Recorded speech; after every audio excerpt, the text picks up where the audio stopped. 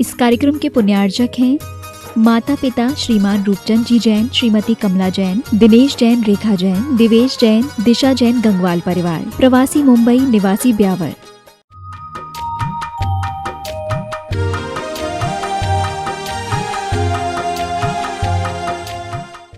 शिष्य वर्षों से साधनारत था, लेकिन आत्मा का साक्षात्कार नहीं हुआ।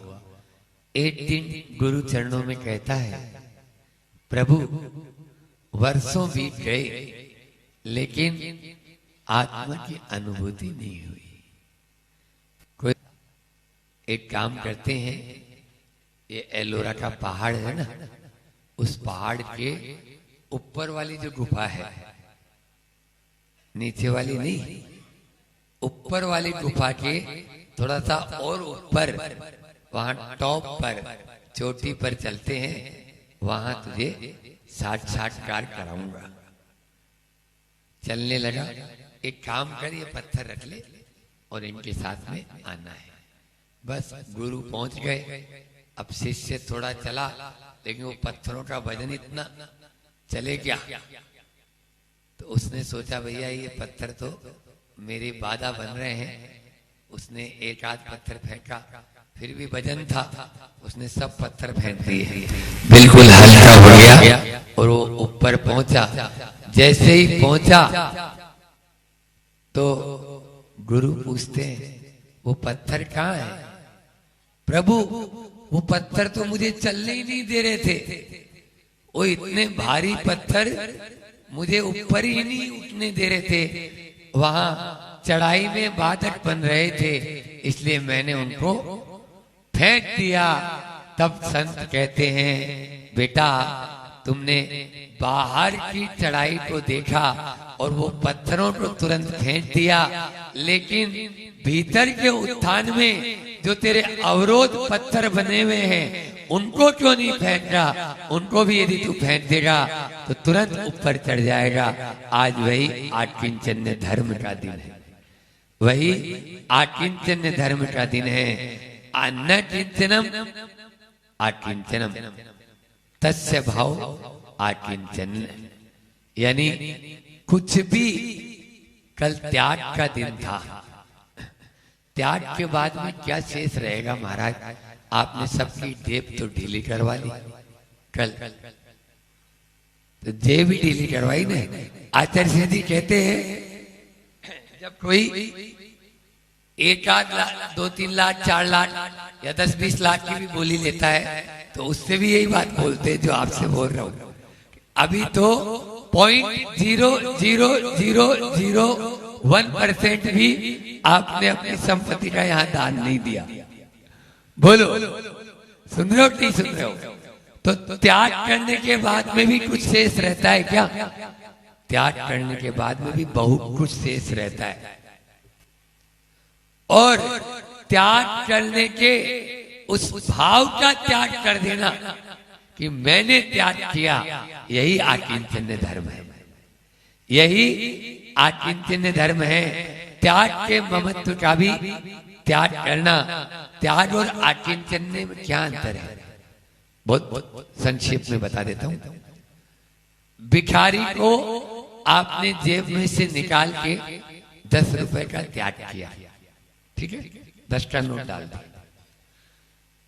आपने प्यासे को पानी पिला रहे थे, आपके घर में वह आया और जैसे ही उसने देखा, उसने कहा, भाई साहब ये जग तो मेरा है, ये जग मेरा है, इस पे देख लो आप, मेरा नाम भी खुदा हुआ है।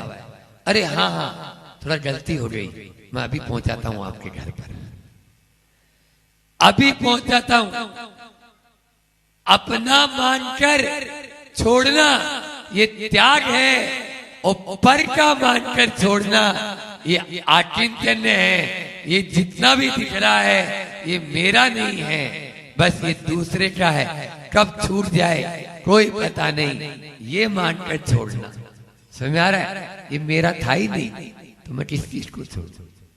जब मेरा है ही नहीं तो फिर छोड़ना उस मेरा तेरा से भी ऊपर उठकर जो छोड़ देता है वह आकिंचन्य धर्म है। और यह जागृत अवस्था में या प्रबुद्ध अवस्था में हो पाता है। एक अवस्था होती है सुसुप्त अवस्था, एक स्वप्न अवस्था, एक जागृत अवस्था और एक प्रबुद्ध अवस्था। समझ में आ रहा है? 4 प्रकार की अवस्था हो गई। हम अधिकतर समय तो सुसुप्ति रहते हैं।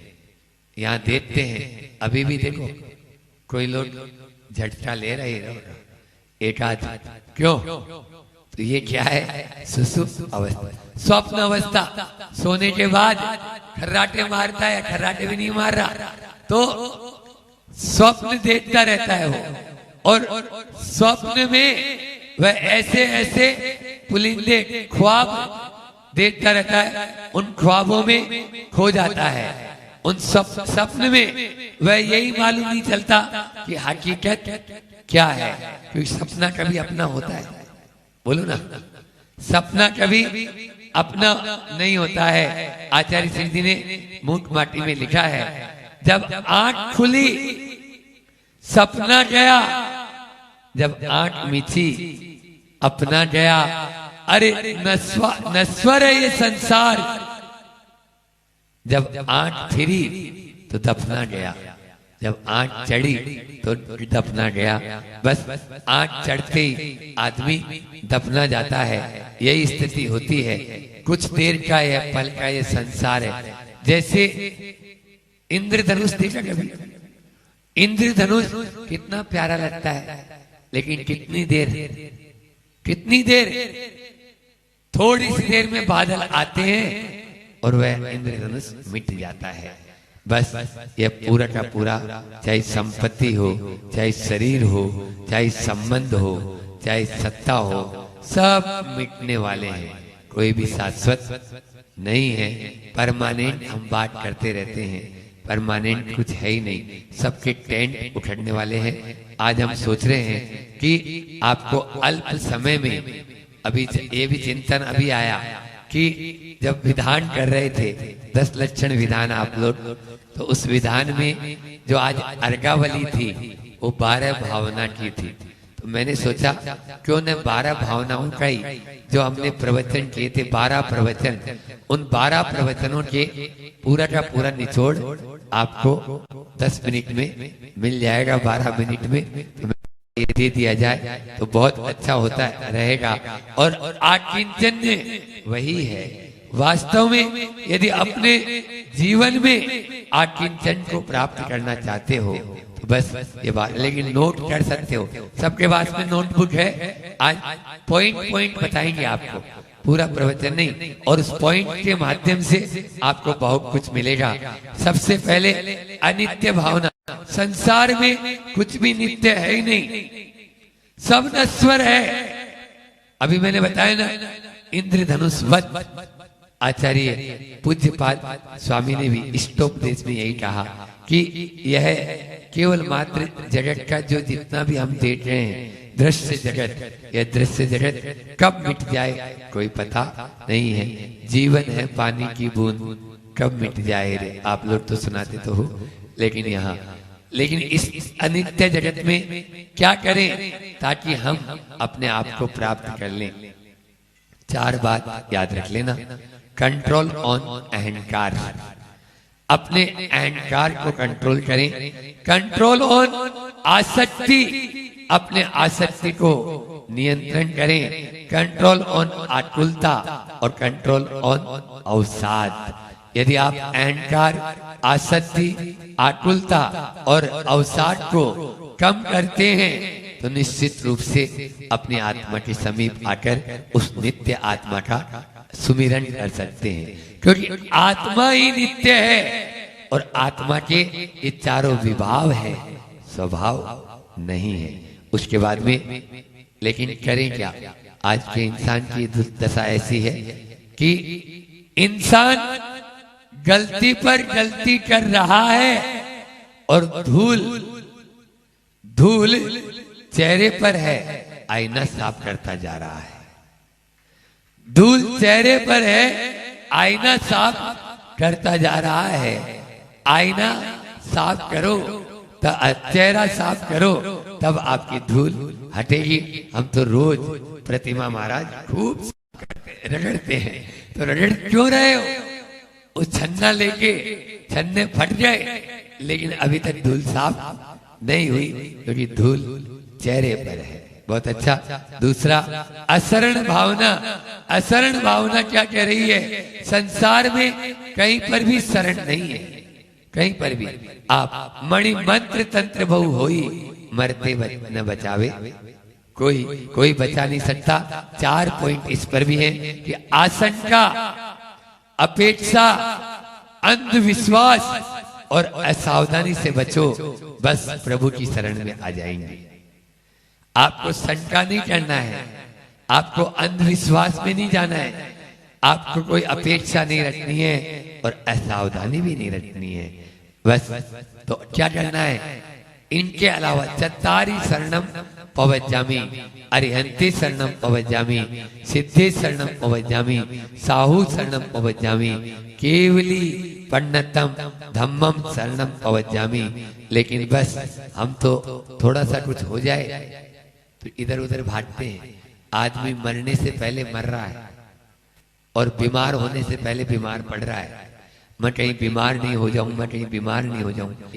दिवेश भाई बहुत अच्छी लाइन कही कि most of people died 20 but burn at 80। मतलब 20 साल में वो मर जाते हैं, लेकिन उनको जलाया 80 साल में जाता है।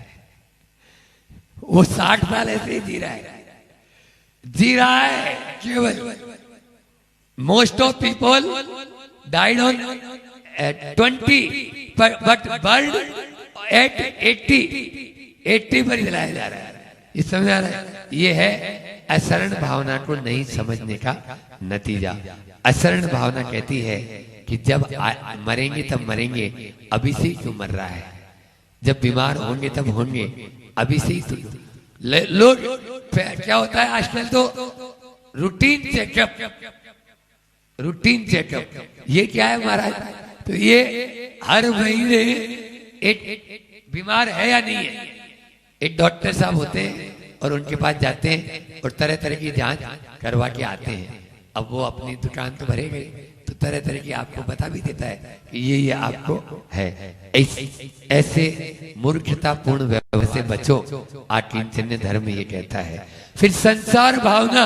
आज संसार भावना क्या कह रही है?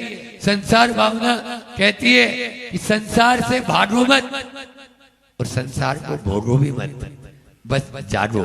4 शब्द यहाँ पर भी है, भागना, भोगना, जागना और त्यागना। बस जाग जाओगे तो त्यागने में देर नहीं लगाओगे। फिर किसी संत के कहने की आवश्यकता नहीं। कोई संत आपको कहे तब आप त्याग करो, मैं इसको त्याग नहीं मानता। ये तो जोर जबरदस्ती वाला त्याग, उस दिन के लिए त्याग। हाँ, आप अपनी स्वेच्छा से जब अंदर में रूपांतरण आता है और फिर छोड़ दें, यह त्याग कहलाता है। और वह तभी होगा जब आप जागेंगे। अभी तो संसार से भाग रहे हैं और संसार को भोग रहे हैं। इसलिए भागो भी मत और भोगो भी मत, जागो और त्यागो। एकत्व भावना, कई प्रकार का एकत्व आपके अंदर में आता है। आज आकिंचन्य धर्म के दिन भी आप सोचते हैं, अरे भैया कुछ नहीं, बिछो जन्य एकत्व, वियोग जन्य एकत्व, विवेक जन्य एकत्व और विद्वेष जन्य एकत्व।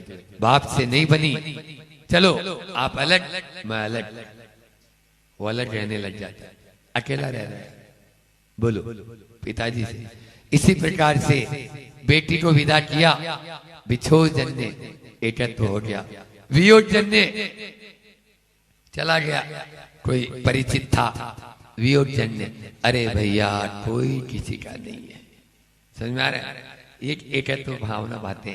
लेकिन विवेक जन्य एकत्व कहता है कि भैया 4 शब्द हैं, साथ देता नहीं, साथ देने वाला नहीं, साथ दे सकता नहीं और साथ चाहिए नहीं। सुन रही है?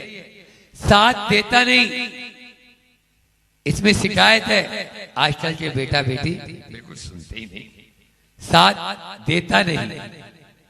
सुन रहे हो दिवेश, साथ देने वाला नहीं, साथ देने वाला ही। अरे भैया कोई साथ देने वाला नहीं, हमने देख लिया। सब एक दिन बिटिया को भी विदा करना है, बेटी का भी ब्याह करना है, साथ देने वाला नहीं, साथ दे सकता नहीं, ये वास्तविकता है। साथ दे सकता नहीं, आप चाहेंगे तो भी साथ दे नहीं सकता नहीं। और हम जैसे दोनों बैठे हैं, साथ चाहिए ही नहीं, दे सकता क्या नहीं, हमें चाहिए ही नहीं। पहाड़ पे जाके बैठ जाए, हाथ पे हाथ धर के, क्या आनंद आता है, चाहिए ही नहीं। कौन नीचे, कौन ऊपर, कौन माइक, कौन कहाँ, कुछ हो रहा है तो ठीक, नहीं तो भैया कब तक ये चलेगा। तो ये है एकत्व, वास्तव में साथ चाहिए ही नहीं, है ना। लेकिन वहां तक नहीं पहुंचो तो ये तो ध्यान में रखो, साथ दे सकता नहीं। लेकिन आप तो अभी पीछे पड़े हो, साथ दे दे और साथ देता ही नहीं, महाराज शिकायत करते हैं, ये होता है। तो इसलिए इनसे बचो। उसी दिन एकत्व भावना में हमने भी ये भी कहा था कि पाप अनलिमिटेड कर रहे हो तो पुण्य लिमिटेड क्यों, लिख लो। पाप तो अनलिमिटेड करते हो और पुण्य लिमिटेड। अरे पुण्य भी अनलिमिटेड करो ना, पाप का साफ हो जाएगा और आपका रास्ता भी साफ हो जाएगा। बस आपको अनलिमिटेड पुण्य करने की आवश्यकता है। उसके बाद में अन्यत्व भावना कह रही है कि मैं एक ही नहीं, मैं सबसे भिन्न भी हूं, मैं अन्य से भिन्न हूं और अपने आप में निराला हूं। निराला दूसरे को, चार बात थी, मैं कौन हूं, मेरा क्या है। चार प्रश्न रोज पूछो। आकिंचन धर्म के दिन ये संकल्प ले कि मैं कौन हूं।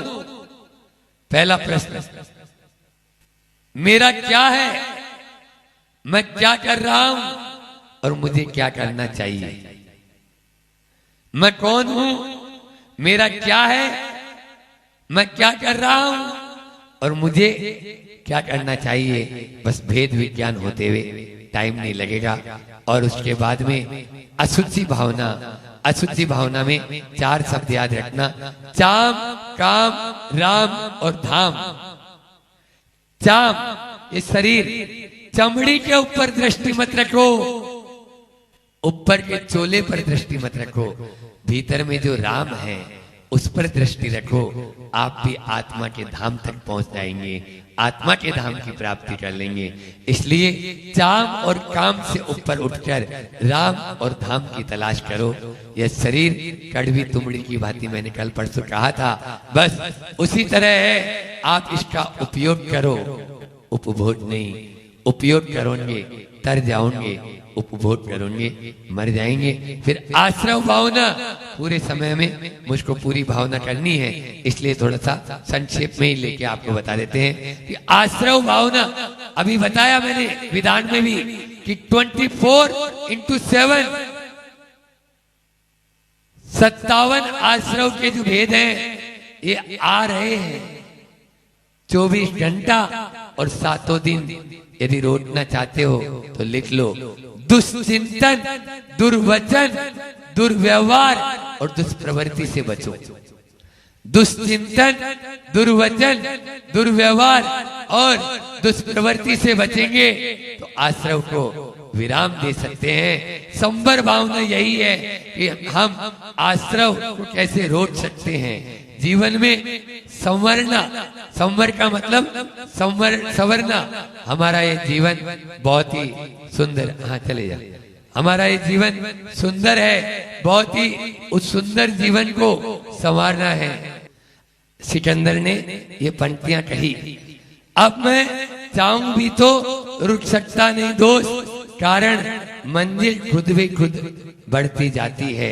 मैं जितना पांव बढ़ाने की कोशिश करता उतना ही माटी और धसकती जाती है।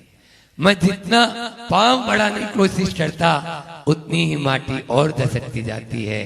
मेरे अधरों में घुला हलाहल, मेरे अधरों में गुला हला हल काला, नैनों में नंगी मौत आ मुस्कुराती है राम नाम ही सत्य, असत्य यही ध्वनि कानों में आ टकराती है, यही ध्वनि कानों में आ टकराती है। बस हम जीवन के जीते जीते यह सीख लें कि राम नाम सत्य है और कुछ सत्य नहीं है, तो अपने जीवन को आगे बढ़ा सकते हैं। आज आकिंचन्य धर्म के दिन यही बात, यही पाठ हम सीखें और अपने जीवन को उस राम नाम के मात्र उसी में लगाएं, तो ही अपना जीवन धन्य बन सकता है। सबका जीवन आकिंचन्य मैं बने, इसी भावना के साथ अपनी वाणी को विराम देता हूँ। बोलिए अहिंसा परमो धर्म की। आखिर है क्या ये आकिंचन्य? कहते किसको है आकिंचन्य? क्या कहना चाह रहे हैं इस आकिंचन्य धर्म में? आज जब बिहार सुबह जा रहे थे तो सोच जाते वक्त बच्चे बोले सबका तो अर्थ समझ में आता है, उत्तम क्षमा, उत्तम मार्दव, उत्तम आर्जव, उत्तम सत्य, उत्तम, सब में फल दिखता है, लेकिन आकिंचन्य में कुछ दिखता नहीं है। मैंने कहा बस जो दिखता नहीं है, अर्थ समझ में नहीं आता है, वही आकिंचन्य है। आकिंचन्य मतलब क्या? सबको भूल जाना, शून्य की स्थिति होती है आकिंचन्य। कहीं कोई स्थान नहीं, कहीं कोई भी हमारे जीवन में इच्छा नहीं, भावनाएं नहीं, वो कहलाता है आकिंचन्य। मात्र आत्मा की ही बात जहां होती है वो कहलाता है आकिंचन्य धर्म। वो निराला धर्म है, वो निराली चीज है, वो आना बहुत कठिन है। क्यों नहीं आ पा रहा वो आकिंचन्य धर्म? तो अगर हम जाएं तो वो आकिंचन्य हमारे पास इसलिए नहीं आ पा रहा है कि बहिर्मुखी है हमारा मन और बहिर्मुखी है हमारी इंद्रियां। ये दोनों के दोनों बहिर्मुखी हैं। अब इन दोनों की बहिर्मुखता के कारण वो जो आकिंचन्य धर्म है, वो जो आत्मा है, उस आत्मा तक हम नहीं पहुंच पा रहे हैं, क्योंकि मन हमेशा बाहर दौड़ता है, इंद्रियां भी बाहर की ओर खुलती है, क्योंकि वो 24 घंटे बाहर चल रहा है। जब बाहर की यात्रा हो रही है तो उपयोग तो एक ही है ना। अब वो उपयोग बाहर है तो अंदर कैसे आ सकता है? आंखें सतत रहती, कुछ ना कुछ देखने के लिए तरसती है। वो जीभ बिना बोले और बिना स्वादिष्ट व्यंजन खाए चैन नहीं है। कान सतत कुछ ना कुछ सुनने के लिए तरसते रहते हैं। बदबू आते ही नाक जो है वो हमारे चेहरे पर उसका असर प्रकट हो जाता है। वो कठोर स्पर्श आते ही लगता है कि क्या आया क्या गया। ये सब इंद्रियों का स्वभाव है। ये इंद्रियों पर, स्वभाव पर जब तक हम अपने में लाएंगे नहीं उसको, तब तक हम आत्मा तक नहीं पहुंच सकते हैं। विचार करना कि प्रभु के पास अकिंचन धर्म है, क्यों है? ना उन्होंने आंख, ना कान, ना रुचि पूर्वक जो है सुनने की बात उन्होंने अपने जीवन में निकाली, और ना ही उन्होंने अपने जिह्वा इंद्री में आहार में समता रखी। मतलब सब कुछ उन प्रभु ने आकिंचन्य धर्म के लिए पांचों इंद्रियों को क्या किया? कब्जे में किया, तब वो आत्मा तक पहुंच पाए। अब एक प्रश्न उठता है, प्रश्न मन में ये उठता है कि ये जो आत्मा है, इस आत्मा के लिए अधिक भयंकर कौन है? इस आत्मा के लिए अधिक भयंकर कौन है? वो बहिर्गामी इंद्रियां कि वो बहिर्मुखी मन? बताओ, क्या बताओ? आत्मा को संसार में रखने वाला, आत्मा को भटकाने वाला जो है वो कौन है? ये बहिर्मुखी इंद्रियां या बहिर्मुखी मन? मेरा प्रश्न है आप लोगों से। हाँ, बहिर्मुखी गलत, बिल्कुल गलत। बहिर्मुखी मन नहीं, बहिर्मुखी बहिर्गामी इंद्रियां आत्मा के लिए कर्म बंध और संसार बंध। क्यों? क्योंकि मन तो कर्म बंधन के मैदान में इंद्रियों के बाद आता है। पहले आंख देखती है, फिर मन उस पर अच्छे बुरे का विचार करना प्रारंभ करता है, फिर वो आत्मा बंद में बंद जाती है। कान पहले सुनते हैं, फिर बाद में मन काम करता है और मन से अच्छा बुरा लगने लग जाता है। ऐसे सब इंद्रियों के साथ घटा लेना। इसलिए पहले क्या है? पहले इंद्रियां, पहले इंद्रियां देखो आप। इसका अर्थ है कि अगर आपको आत्मा तक पहुंचना है तो मन को तो पवित्र रखना है, और मन को पवित्र रखना है तो सबसे पहले अपनी इंद्रियों को नियंत्रण में रखने की कला आत्मसात करनी ही होगी, बिल्कुल करनी ही होगी। तब अकिंचन धर्म तक आप पहुंच पाओगे, जब तक इंद्रियां नहीं आप अपने कब्जे में करेंगे। अच्छा एक बात बताओ, जिस घर में खिड़की दरवाजे बंद होते हैं उस घर में कचरा ज्यादा जमा होता है या खुले खिड़की और जहां दरवाजे वाले घर में कचरा ज्यादा होता है? खुले, मतलब खुले दरवाजे और खुली खिड़कियां हैं वहां कचरा ज्यादा होता है, ऐसा आप लोग बोल रहे हो। खुले खिड़की दरवाजे में जो कचरा अधिक मात्रा में जमा होता है, तो जो बहिर्गामी इंद्रियां हैं वो खुली खिड़की दरवाजे जैसी तो है। जितनी अधिक इंद्रियां हमारी बाहर जाएगी, विश्व में प्रवृत्त होगी, उतना ही अधिक राग देश से हम व्याप्त होंगे, और उतना ही हम आत्मा से अधिक प्रमाण में कर्म बांधते चले जाएंगे। और जब कर्म आत्मा से बनते चले जाएंगे तो वो जो अकिंचन्य धर्म है वो नहीं प्राप्त कर पाएंगे हम, वो आत्मा से कर्म बंधे हुए इस वजह से। क्योंकि दूसरी ओर इंद्रियां जो है विषयों के जितने अधिक प्रमाण से निवृत्त होती है, मन उतना अधिक प्रमाण में निर्मल होता है, और मन जितना अधिक प्रमाण में निर्मल होता है उतना अधिक आप आत्मा के पास आते चले जाओगे। तो कारण क्या है? आपको आत्मा तक जाना है, तो आत्मा तक जाने के लिए आपको इंद्रियों पर सबसे पहले अटैक करना पड़ेगा। बिल्कुल ध्यान रखना, इंद्रियों का विषय सबसे ज्यादा शिकार कौन बनता है? तो इंद्रियों का शिकार कौन बनता है? तो मैं तो कहता हूं वर्तमान दर्शी जो होता है वो बनता है। वर्तमान दर्शी मतलब किसको वर्तमान दर्शी कहते हैं? वर्तमान दर्शी का मतलब जो कहते हैं कि तत्काल प्राप्त होने वाले सुख को ही प्रधानता जो देता है वो।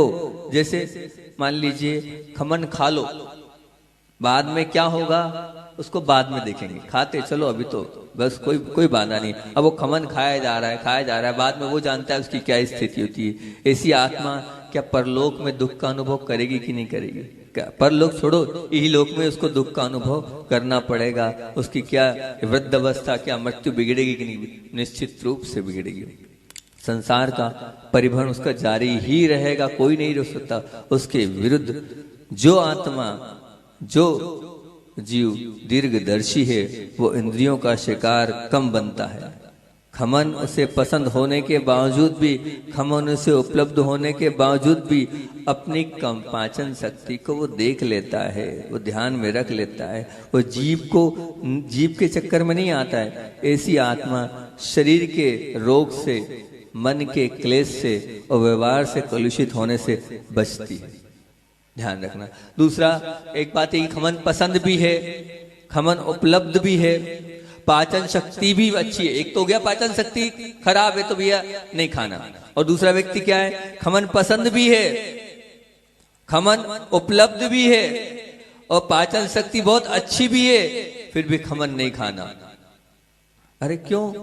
बोले आहार संज्ञा के संस्कार को मुझको पुष्ट नहीं करना है, क्योंकि आत्मा कर्म बंध का क्या है, शिखर हो। इससे आत्मा कर्म बंध से शिकार को प्राप्त होती है। जो संसार के परिभ्रमण को सुनिश्चित करता है, तो उससे हमें क्यों अपने इंद्रियों के उन विषयों में उलझना? नहीं उलझना। हमें कहाँ जाना है? हमें सदगति निश्चित करना है, हमें परम गति निकट है। तो परम गति और सदगति के लिए सबसे पहले अपनी इंद्रियों को आपको नियंत्रित करना होगा। जब तक इंद्रियां नियंत्रित नहीं होगी तब तक, और एक इंद्री नहीं, पांचों इंद्रिय को आपको नियंत्रित करना पड़ेगा, तभी आप परम गति के निकट जा सकते हैं, तभी आप आत्मा तक पहुंच सकते हैं। क्योंकि जीवन में त्याग आया है तो नंदन वन जैसा हैगा, और मलिनता का कचरा तनिक भी नहीं रहता अगर आपके जीवन में त्याग है। आनंद भाव की खुशबू तब आती है जब आप त्याग करते हो। परंतु जबकि आज का जो वैराग्य है वो पता है कैसा है? पर्वत की तलहटी में स्थित पोखर के पानी जैसा है। थोड़ा सा प्रलोभन आया नहीं, थोड़ी सी प्रतिकूलता आई नहीं, थोड़ी सी मामूली गर्मी लगी नहीं, तो सब का सब वो जो त्याग है, वो जो नियम है, वो जो व्रत है, वो जो संयम है, वो वाष्पीकरण जैसे उड़ जाता है। हमने जो लिया वो सब चला गया, वो तो त्याग की सुगंधी सब की सब चली गई। नहीं, ऐसा नहीं होना चाहिए। हमने जो लिया है उसके प्रति दृढ़ आस्था होनी चाहिए, उसके प्रति अंदर से पक्का विश्वास होना चाहिए। हम सब छोड़ सकते हैं, लेकिन जो हमने नियम लिए हैं, व्रत लिए हैं, उपवास लिए हैं, उनको हम 3 काल में भी छोड़ेंगे नहीं। आज हमारा भाव यही हैगा अकिंचन्य धर्म पर कि वास्तविकता में आत्मा को प्राप्त करना है, आत्मा तक पहुंचना है, आत्मा से परिचय करना है। तो मैंने जो व्रत लिए हैं, मैंने जो नियम लिए हैं, मैंने जो भी अंगीकार किया है आज तक अपने जीवन, भले छोटा सा नियम अंगीकार किया है, मैं वो जो नियम है उसको पूर्ण आस्था के साथ करूंगा, पूर्ण सचेतन अवस्था के साथ करूंगा। इस प्रकार से करूंगा, जुनून बनाकर करूंगा कि मैं पूजन का भी मेरा नियम है, तो पूजन करते हो पूजन ही करूंगा, मैं दूसरी चीज नहीं करूंगा। अकिंचन धर्म यही कहता है कि जो करो अच्छे से करो, उसमें लीन होकर करो, उसी में तत्पर होके करो। हम कर तो रहे हैं पर उसमें तत्पर होके नहीं कर रहे, इसीलिए ही उलझे हुए हैं।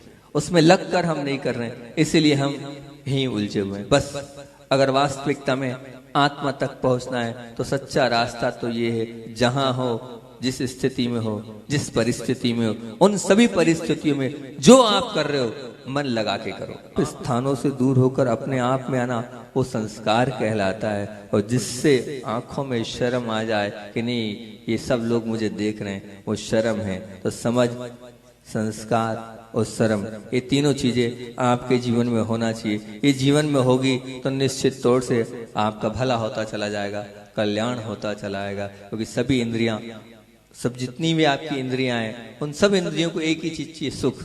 और वो सुख लेकिन प्रशंसनीय नहीं है।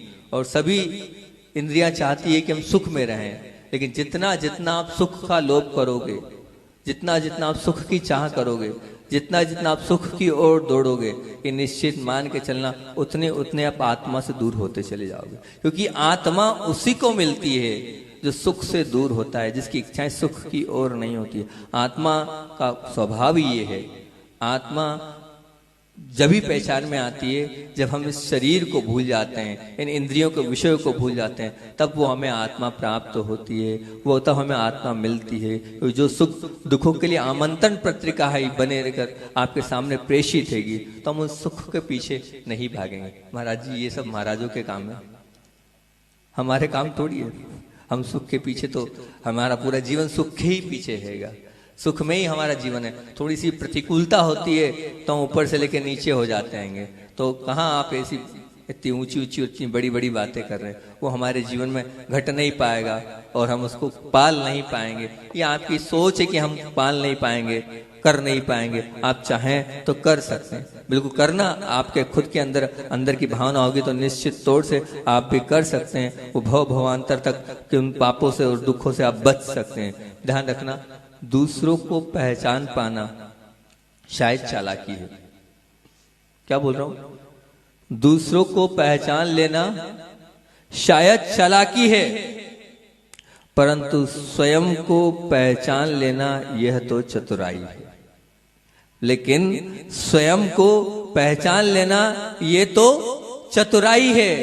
अब आपने स्वयं को पहचाना है कि नहीं? अगर आपने स्वयं को पहचाना है तो ये आपकी चतुराई है। ध्यान रखना, क्योंकि हम दूसरों को तो पहचान रहे हैं, दूसरों की गलतियां देख रहे हैं, दूसरों के अंदर झांक कर देख रहे हैं, अपने आप में हम नहीं देख रहे हैं, अपने आप को हम नहीं पहचान पा रहे। इस जन्म की सार्थकता केवल अपने आप को पहचान लेने में है, दूसरों को पहचानने में नहीं है। आप अपने अस्तित्व को पहचानो, आप अपने आप को देखो। एक शरीर है जिसकी क्षणिकता हम समझ लें, दूसरा है मन जिसकी चंचलता हम पहचान ले, और तीसरी है आत्मा जिसकी शाश्वतता को हम समझ लें। जिसकी शाश्वतता को हम समझ लेंगे तो निश्चित तौर से हमारा कल्याण हो जाएगा, हमारा भला हो जाएगा। हम बस उस आत्मा तक पहुंचना चाहते हैं तो आत्मा को शाश्वत स्वीकार करना पड़ेगा। जिस क्षण इन तीनों को हमने पहचान लिया, क्षण निश्चित रूप से वो आत्मा जागृत हो जाएगी। वो आत्मा जागृत है, बस जागृत हमें करना है। जिस क्षण आत्मा जागृत हो जाएगी उस क्षण आत्मा सुखी हो जाएगी। आत्मा को सुखी करना चाहते हो तो आपको क्या मानना पड़ेगा? ये शरीर क्या है?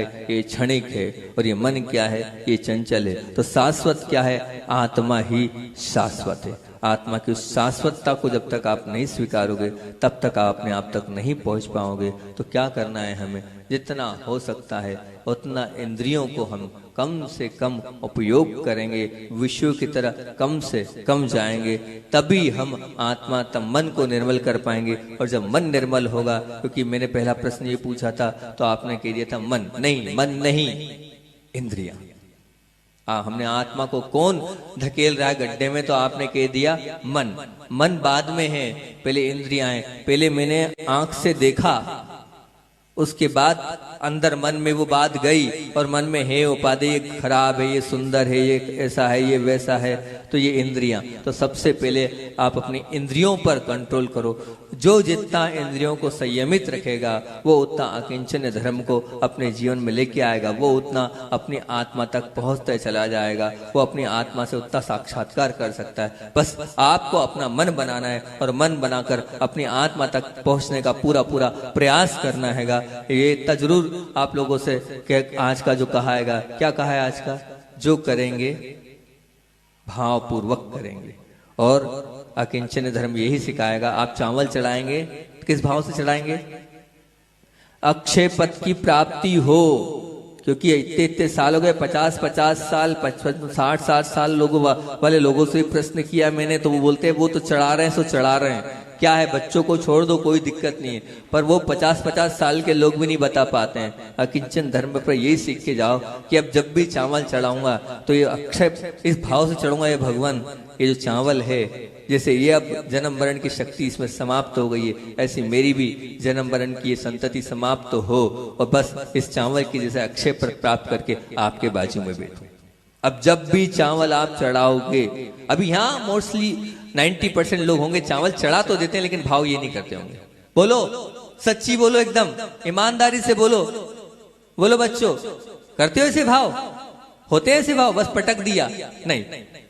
आज अकिंचन धर्म बनाना है तो अपने को चावल जब भी चढ़ेंगे, जब भी हाथ से चावल नीचे गिरेंगे वहां पर, तो किस भाव से गिरेंगे, बस ये चावल जैसी पर्याय हो जाए, अक्षय पद की प्राप्ति हो जाए। तो आज अपना अकिंचन धर्म बनाना सार्थक हो जाएगा। एक गुण हमारे जीवन में आ जाएगा तो हमारे लिए अनेकों गुण प्राप्त होते चले जाएंगे। आचार्य भगवान के संस्मरण की बात को आप सुनना है ना, आचार्य श्री जी की बात कि नहीं सुनना? हाँ, आचार्य श्री जी की बात आपको बता रहे हैं क्योंकि बचपन की बात हम आप लोगों के बीच में रख रहे हैं। आचार्य श्री जी को छोटे से थे, और छोटे भी कब, कोई 12 वर्ष की उम्र की बात आपके बीच में रख रहा हूँ कि 12 वर्ष की उम्र के थे, और वहां से पास में एक बेड़की हाल नाम का गाँव था, वहां पर समाधि चल रही थी।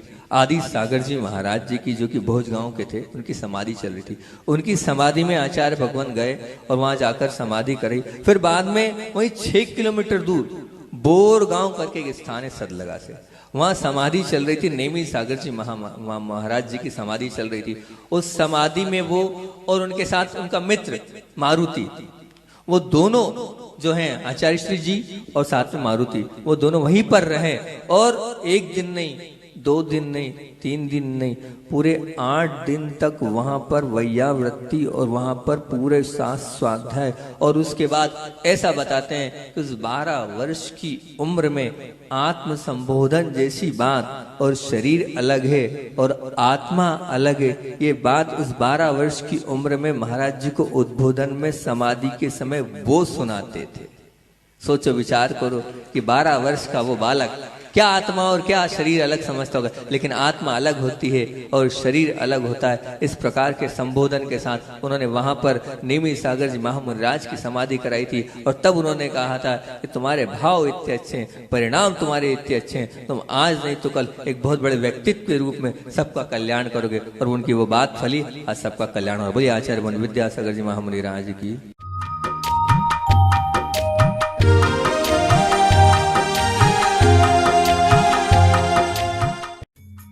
इस कार्यक्रम के पुण्यार्चक थे माता पिता श्रीमान रूपचंद जी जैन, श्रीमती कमला जैन, दिनेश जैन, रेखा जैन, दिवेश जैन, दिशा जैन, गंगवाल परिवार। प्रवासी मुंबई निवासी